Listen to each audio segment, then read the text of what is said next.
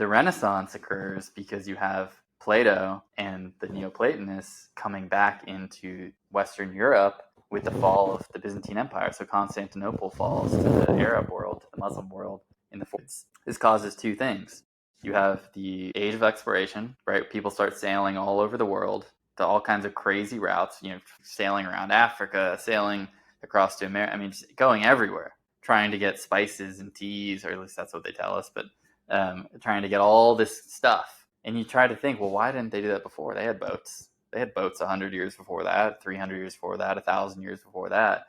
And it's because they didn't have to. They had trade routes. They had the Silk Road and trade routes through Europe that meet in Turkey, in Constantinople, which was part of Christendom. It was Christian, and they spoke Greek. They're the Byzantines. And you could go there and get whatever you needed. It was the center of the world. And so you didn't have to sail around Africa or sail to America or go do all this crazy stuff. You just went there.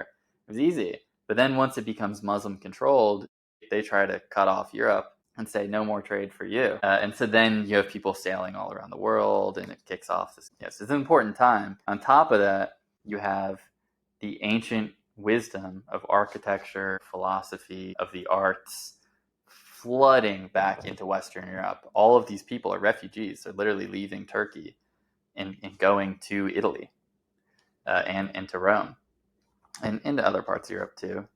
And you get the Renaissance at the same time. You get the Italian Renaissance.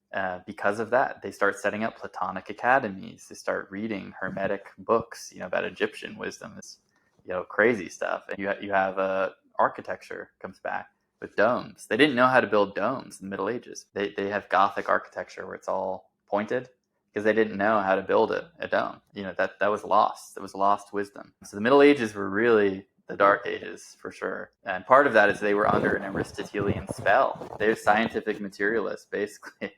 And it wasn't good. But I think where Plato goes, good things follow.